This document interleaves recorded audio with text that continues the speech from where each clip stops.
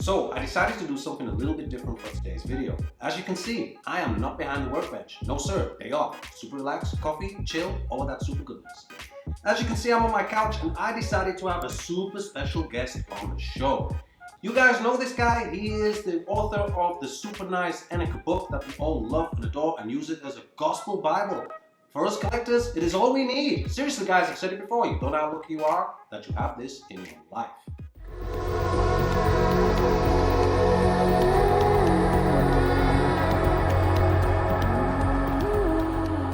Guys, welcome back to Horology Biology. So, as I just mentioned, I have got a super special guest with me right now in the flesh on my couch. Seriously, he's really here. It's not a hologram.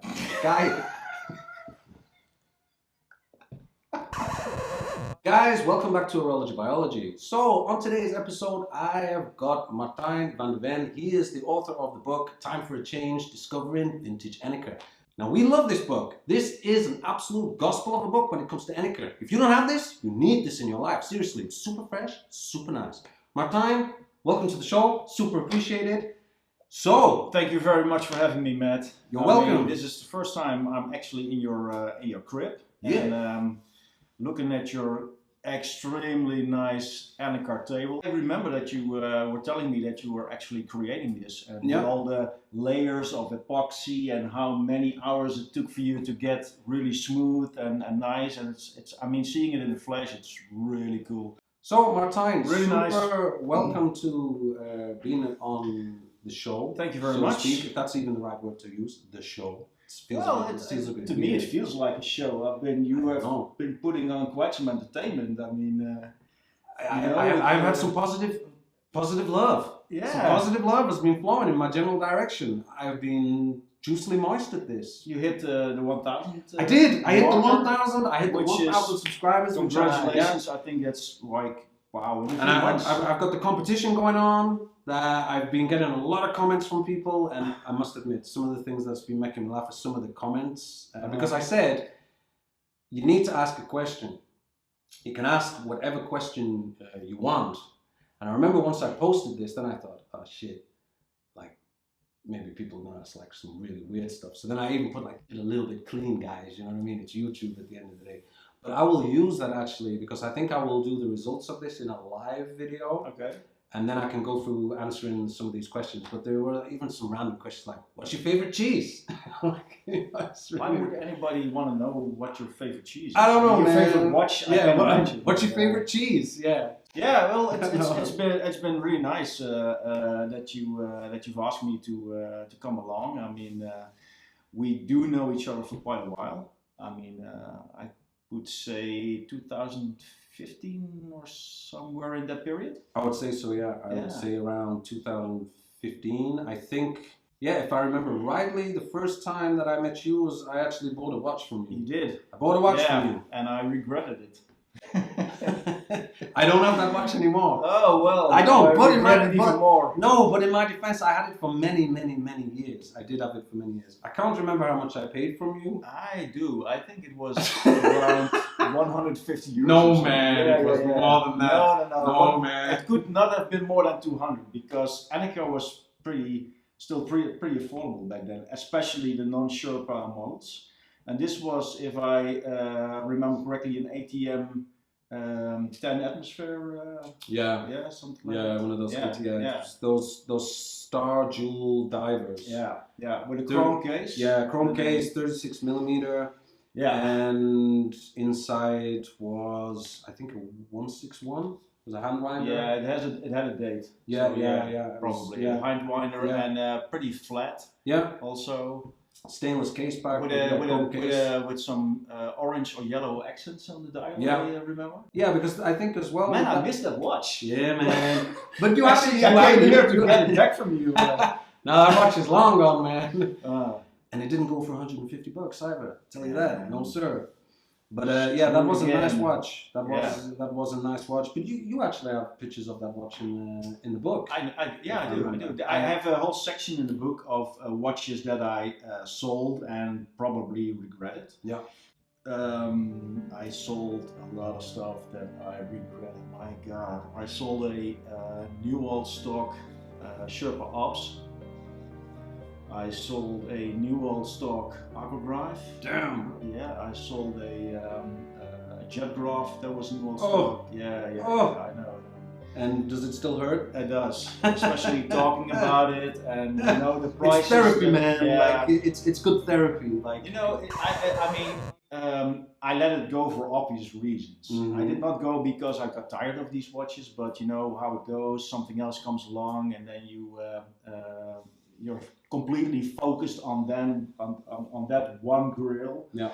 I also have to admit I sold a few watches because my ex-wife crashed my car and I needed instant cash. I remember that. Also a I reason. Yeah. I do remember that. But all jokes aside, I think this is something that I've touched on before in regards to vintage watches, especially with Enicars, with them holding a certain value. When life is throwing a curveball at you, even though it hurts for you to sell that watch, at least you have something that you can move in order to fund a certain situation, let's say. Yeah, but it has to be really an emergency. Yeah, of course. Otherwise, don't sell your Enicars. Do not sell. No. I mean, it has to be a really serious situation. You know what I mean? Like your wife in a car crash or something. I mean, you know, if held hostage by the mob. Yeah, things like this. That, yeah, I mean, minor things in life, like if you want your kids to go to the best school or something, this is not applicable. There are other ways to finance those kind of situations, I think. There are many other ways, yeah. That work. I mean, come on. They're 8 years old. They have 2 healthy hands. They can hands. Work on the field. They could use because they have little fingers, so they could get in the crown tubes. You know, maybe they will find an abandoned watch in a field of crops, and it's all trashed and stuff, and then you put it in coolant fluid, and then mayo. Yeah, mayonnaise is absolutely. The one. So, well, I don't want to stress you out. I mean, just skip this topic. I've seen you in the video, and you look really pissed off. Man, it was not good for your health, was it? No, the second fake restoration cover video that I did, that was definitely the last one. It was not good for my health. No sir.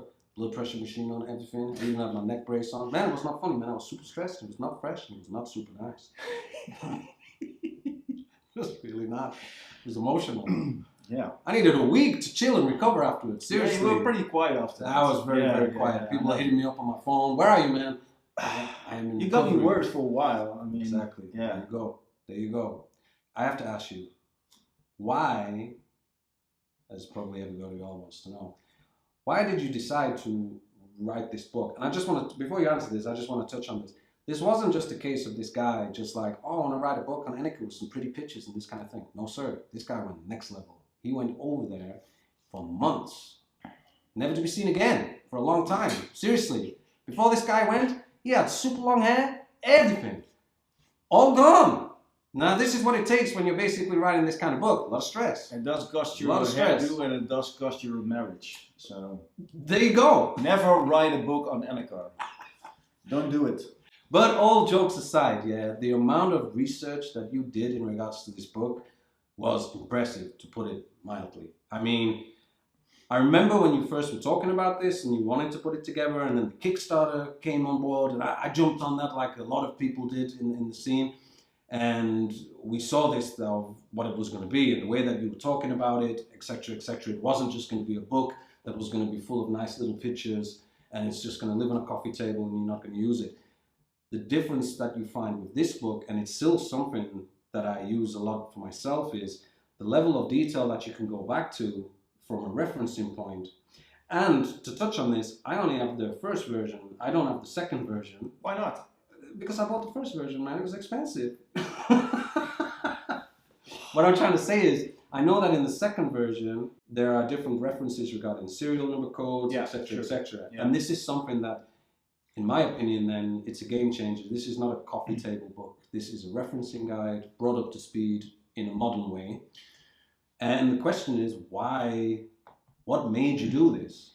Well, talking about those references, I mean, I put a lot of old catalog and brochure information into the book, but it also features a schedule that was made by Nico Henke, who we all know as Jim Jupiter on Instagram, who is super useful. Resourceful. He has done so much great work with categorizing all these serial numbers on the graph series, and so I asked him if I could adopt it to the book, and he was really supportive, and I think that adds a lot of value. But for me, the book was never meant to be a traditional watch book. You know, traditional watch book is like flipping through the pages, seeing a specific model with the technical information on the other page, and I was not interested in doing that. Yeah. I've been working in, I was working in advertising for like 20 years when I decided to quit my own agency. And at that point, that was 2018, I decided to move along and pick up my copywriting, start as a freelance copywriter. And I was already toying with the idea of making a book for a couple of years, like 6 or 7 years, I think. I was already building an archive, collecting pictures, trying to think of a structure that could capture the whole story of Enicar. Mm-hmm. And then when I quit my agency, I suddenly had a lot of time before going back into business. I didn't want to rush into the next adventure. I wanted to take some time. Mm-hmm. And that was actually the time when I decided to pick up on the book, to start the book. And I did want the book to be sort of a make-up project for all the things I did in advertising that went the way I actually wanted it. Yeah. If you know what I mean.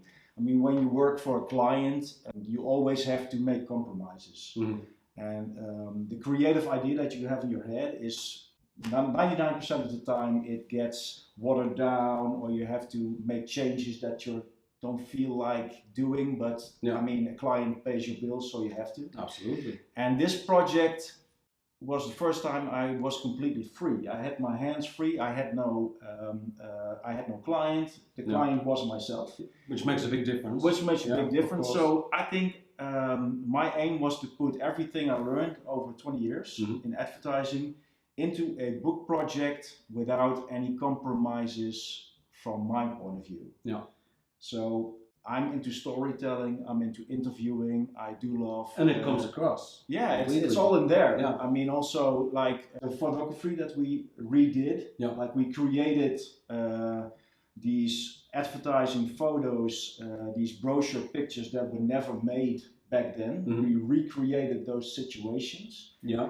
And that was something that the costumes and everything. Yeah, the whole cosplay thing. That was... but that's completely original in its own well, right. I didn't know that. Yeah. I mean, I have, in my office, I have like a pile like this with all these watch books that I kind of like. And I flipped through them doing research, and I did not come across cosplay kind of things, but I couldn't imagine that I would be the only one who ever thought of this idea, because it makes so much sense to me. It's so logical. No, of course, Yeah. How did you find the right people that you needed to speak to? Yeah. Because obviously there's a lot of people that you interview within this book. I mean, I wouldn't know where to begin, and I love this brand. Yeah. So you've obviously had to do a lot of in-depth research, especially for a company that's, well, technically been dead from the brand that we love for many, many years. The people who worked there, fortunately, weren't all dead. So there were some people still. But obviously they'd scattered since then, etc. Or was it like 1 or 2 leads, and then they led to other leads, etc. like that? I had a few leads before I went to Switzerland. Yeah. I did know some people through Instagram, because I already started with my Instagram account, I think in 2013 or something. You were one of the, you were definitely one of the first. Yeah, and actually that's a funny story, because I actually started Instagram as research for a client. Wow. They asked me to, can you do something for Instagram? This is it's a new platform. It's kind of like Facebook, but with less text and more pictures. And I was like, okay, let's see if I can find out how it works. And then I thought, if I'm doing this for a client, then I suppose I should start an account doing a brand, and perhaps a brand that it's I'm interested about. I like to talk about a brand because it's all about frequency. You have to keep on posting, keep on responding. So it's a daily job actually. It takes me like 20 minutes till half an hour a day. So that you can't keep on doing that with something that you're not interested about, because then you give up like in a few weeks. Yeah. So I picked Enicar because I already thought there is so much depth in this topic. I can talk about the designs, I can talk about the history of the brand, I can talk about collectors, I can talk about a lot of things. So I got going in 2013, and I really enjoyed doing it. So I think I had some followers already in the beginning that were really connected into the Swiss watch industry. And one of these people contacted me after I think I posted something about I would like to do a book, and I'm trying to get some connections into the Swiss industry and people who can perhaps connect me with former Enicar employees. Yeah. And so I had that connection and like 2 or 3 others, and then I just went there, and But how long? I know you were there for quite some time. Yeah. But maybe you can tell everybody how long exactly you were there for, because it felt like it was at least like 2 or 3 months. Well, the first time I went, did you go 2 times? I went twice. Yeah, I went twice. First time I went to create something of a network and to try to find people in Biel and Langnau who were former employees. Yeah. And luckily I found 2 or 3 within like a week.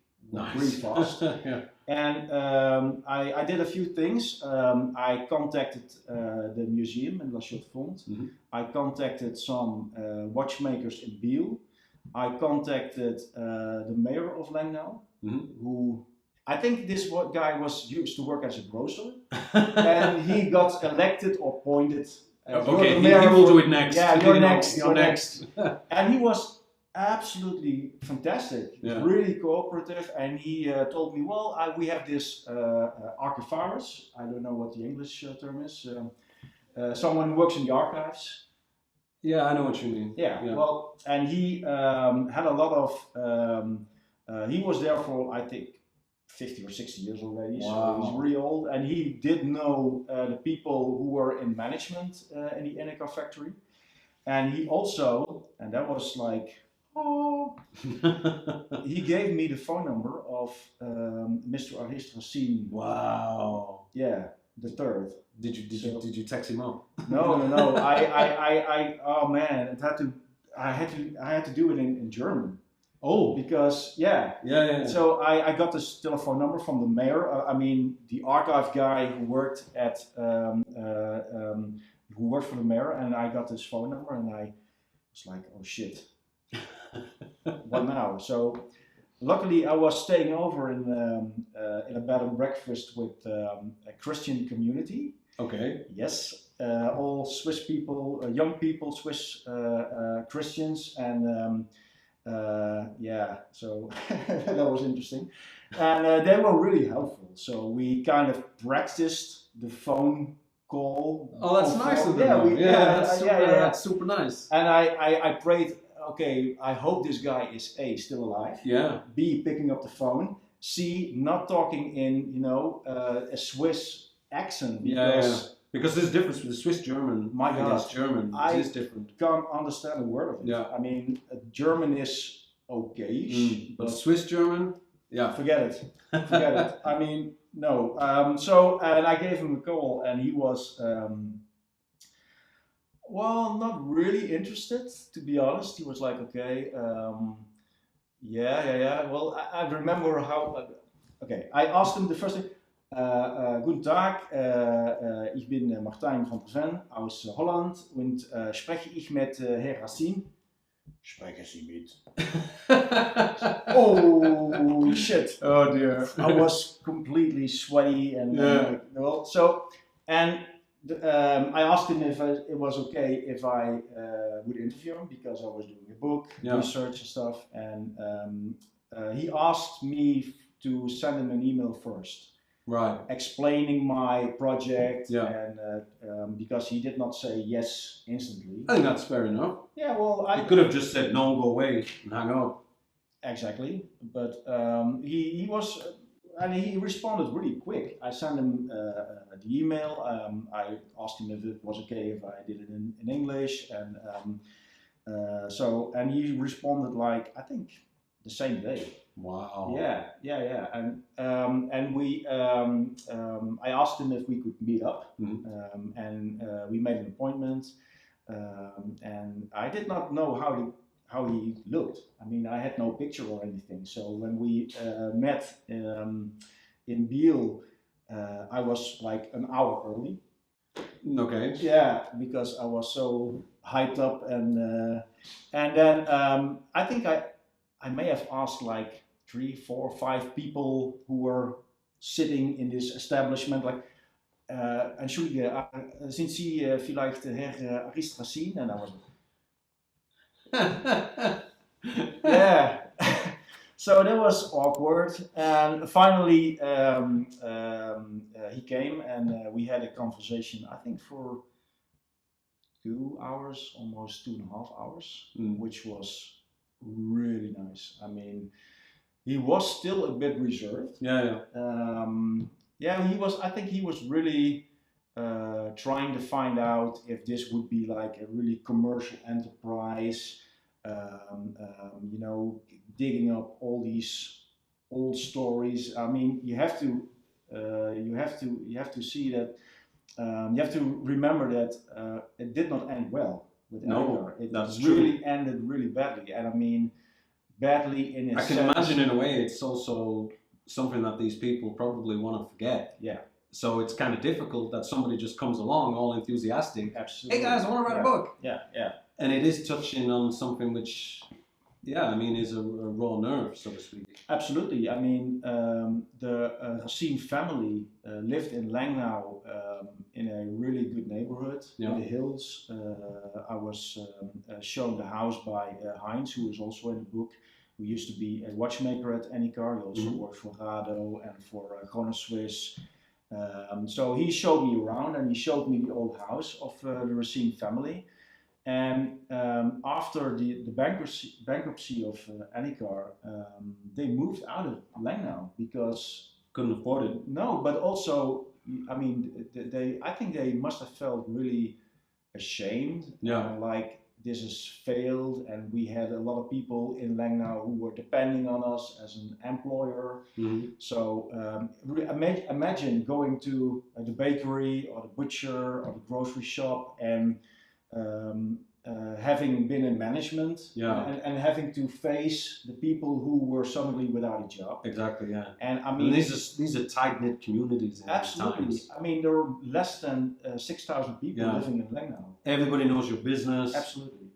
That must have been quite stressful. Yeah. And I think Mr. Racine really was afraid that I would, make it something of a sensational story or something, and open up these old wounds, which was absolutely not my intention, because that's why I also decided to have so much emphasis on the final phase of Enicar, explained from 3 different perspectives. So the perspective of Mr. Racine as a direct heir of the founder of the factory, and also 2 people who used to work there. One who, after Enicar ended, I think he wasn't working at Enicar anymore. He was already working at Rado, but for him the bankruptcy didn't affect him. So he could look at the whole ending of Enicar from a much more objective angle, placing it into a context of a lot of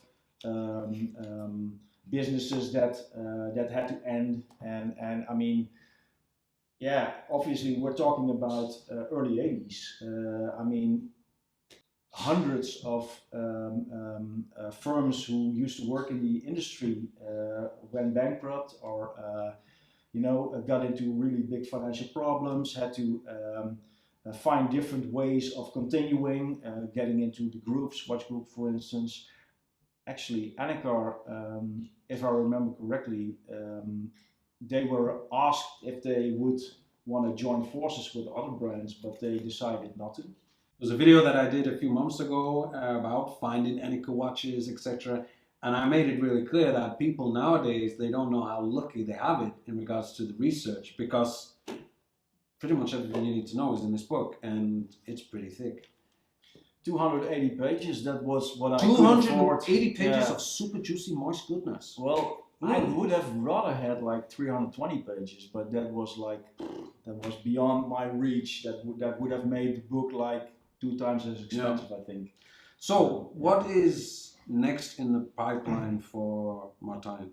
Anything more in regards to Enicar or any other watch books? I think my next move will be horology, but how do you pronounce it? Anyway, I want to be a horology biology fanboy. I'm gonna make a career out of being your sidekick. I think that's what's next in line for me. That's okay. We can do this. We can make this happen.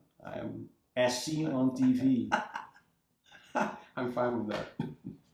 No, but seriously, I mean, yeah, it's really nice seeing you on these YouTube vids. I mean, you have come a long way. Let's be honest. I mean, you started as a collector. Yeah. You are a hardcore collector. Let's get that straight out. Let's get that straight. You're really, really passionate. I mean, I'm looking at a Enicar coffee table, for God's sake. It is true. I do have an Enicar coffee table. It's like, and I've known you for being like this and being all passionate and diving into the brand and talking to people. And so you getting in really into the technical aspects of Enicar watches is no surprise for me. But I do, I mean, respect. I mean, I've known watchmakers that have worked on Enicar watches, and usually they're pretty positive about it, but it has some tricky things. Yeah, it's not the easiest movements to work on. They're high quality, but they do have these over-engineered parts that are really hard. You have managed to figure it out and to actually master these movements and creating really interesting videos that even I like to watch because they're over an hour and they're all nerdy and technical. I'm not technical at all, but it's really fun to watch. And I mean, it's the passion is there. I mean, huge. It's really nice to see. And Thank you. I can't remember if there are any other watchmakers on YouTube that are so focused on this brand and have all the knowledge that you have. And regarding Enicar? Yeah. No, I checked hard. No, it's me, only me. Yeah, but that, I mean, I think there's still a lot of potential in this brand. Yeah, absolutely. There's a lot of potential. I think still I think it is still 100% an underdog. Absolutely. And I think it is a matter of time, and that's all it is, a matter of time, before especially the chronographs and the high-end divers, like the super compressor divers, start going up a lot more in value, and people want them more and more. We'll do a wrist check. So wrist check. Should I come any closer? You can come close. Come close. We will show it to the camera. So yeah, okay. So I got the Ultra Dive on, Mark 1, double lollipop, of course. And Martijn, what have you got on? I have the Sherpa Superjet Mark 2. Yeah, super nice. With champagne dial. Champagne dial. You can see, usually you see these in the Mark 1 variation with a black dial. And the hands are a bit different, of course, because this is a champagne dial, so for the contrast these hands are black, obviously. But also the GMT hand, which is something really spectacular in my book, because it's the checkered GMT hand. Yeah. The first Mark, they used just a silver stick with a orange or yellowish tip. Yeah. So with the introduction of this GMT hand, yeah, it's such a signature. It is. on these type of watches, detail. like on the guide as well. I mean, it really is. And I mean, look, the case is the same as the more expensive chronograph cases, but also your watch. It's the same EPSA bayonet compressor case with the same domed crystal. Yes. With the same non-screws crowns, the monoflex crowns. But this one also has the GMT movement, which is really rare. So if you... Is the 1146 in this? Or is it the 166? No, this is the 146. Yeah, 1146. Yeah. In the early 1970s, they came with AR 166. Yeah. And before that, they used the AR 126. Yeah. But the GMT movement, well, you have handled some of these GMT watches. They're rare. If you visit a watch expo, a watch fair, for instance, Rikketik here in Holland, and you run into this guy, you can be sure he has found all the treasures. Just go home, get in the car, save money, go away. It's really frustrating. But at the same time, this also works both ways. Now, we've bumped into each other a few times at Rikketik, it's the biggest watch fair in the Netherlands. They have it 4 times a year. It's super fresh, it's super nice. I'll leave a link to it in the description. If you're ever in the Netherlands, you definitely want to visit because it's one of the biggest in Europe and it's really good. The thing is that we have bumped into each other a few times at these things, and it's kind of funny because on one side I see him coming towards me and you can tell that we're both thinking the same thing. Man, this guy's here, you know? It's nice to see you. All the good stuff is gone. Exactly. All the good stuff is gone. But it works both ways, so don't give me this. Well, I still have to thank you for pointing me to that dealer clock. Yes, that's true. I have an Enicar dealer clock in my house. Yeah, that's very nice. Created for the Swiss Enicar dealers. Swedish Enicar dealers, and it's got 4 dials. And it shows New York time, Moscow time, Tokyo time, Jakarta time. And it was specially created for Enicar dealers, and it is all electric, and it's from, I think, early 60s. Yeah, I would say and so, it's fabulous. It's got this really nice wood and a solid glass plate, and it's still ticking like a dream. And you gave me, I was in my car, and you were already there, and you were like, dude, this seller has this clock. It's you have to buy it because it's fantastic. It should fit your house really nice. Yeah. I was like, okay, well, I'm coming over. I'm almost there. I'm gonna get there real quick. I think you're still a bit. No. I think that's in my book. Full of regret. Probably. But that's what collecting should be about. Exactly. That you see things for yourself. You have goals for yourself, but also knowing that another collector is really specifically looking for a certain piece and helping him and trying to get him a good lead onto other stuff that he might need. And that's like, it's like this is how it should be within communities. Unfortunately, it's not always like that. Every community is the same. As far as I'm concerned, it should be like that. It's about give and take. I wish it was like that, but it's not. It's not like that at all. But you brought a super, super special watch. Stop teasing up on this. Yeah. I guarantee you guys, this is one watch that you will never see when it comes to Enicar.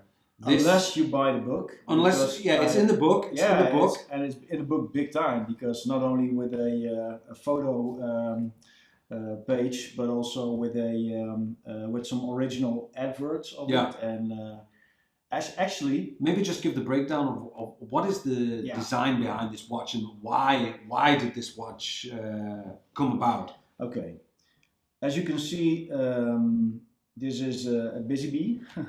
It's got a lot of details and things going on. It's basically a world time watch, but when you compare it to the guide, for instance, it has the external bezel with all the city names. In this case, the city name bezel is on the inside, and there are 6 extra mini dials in this watch, which correspond with a continent and the specific time zone on that continent. So, and this is a question I'm going to ask, and it's, yeah, well, let's call it a sweepstake or a challenge or a competition. This watch was created by Enicar in 1967, and it was created to be presented on the Basel Watch Fair, and it was made by Enicar to show the whole community, show the industry, look, you know that we can create high quality Sherpa watches, but don't underestimate us. We also have high technical skills, and we can do something really innovative. And why they created this watch as a prototype, my guess is about 10 of these were actually made as prototypes. I have known, I know there are 1 or 2 people who also have it in their collection, and one of these is also displayed in the National Museum in La Chaux-de-Fonds. Wow. Yeah. I want to give away one of my books to one of your commenters or followers on the YouTube channel. Wow. And the question they have to answer is, what is the base movement in this specific Enicar watch? So Martijn is going to give away one of these super juicy Time for a Change Discovering Vintage Enicar books. It's even in cellophane. See? Sealed. Super fresh, super nice, super sealed.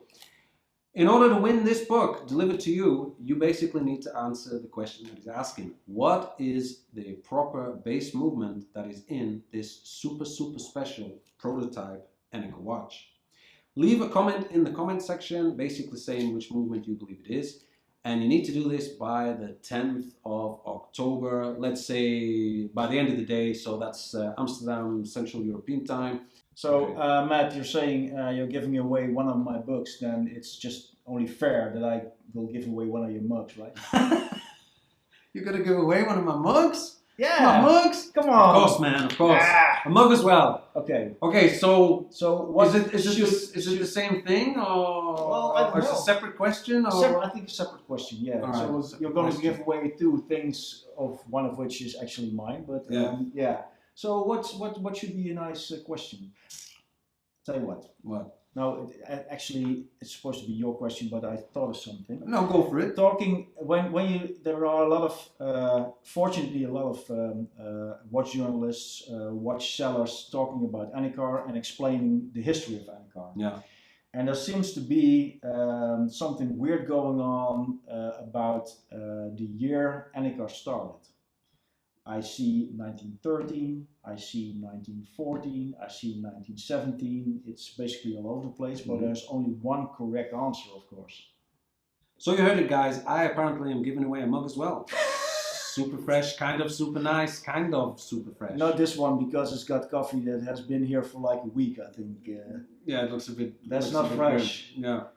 So, in order to win basically this mug, you basically need to answer Martijn's question. You basically need to say, when was Enicar as a brand originally formed? That's because it. There's a lot of debate about it. Yeah. And he knows. Of course he knows. Wrote the book. He knows the answer. If he doesn't know, no one knows. So these are 2 giveaways on the channel. You can win Time for a Change brand new book, and you can win one of the Horology Biology super fresh, super nice mugs. Do 2 separate comments for each answer, and just after the 10th of October, I will basically choose a winner. So Martijn, super thanks for being on the channel, super appreciate it. Thanks for having me. No, you're more than welcome anytime. I mean, we've known each other a long time, so you're more than welcome. Guys, until next time.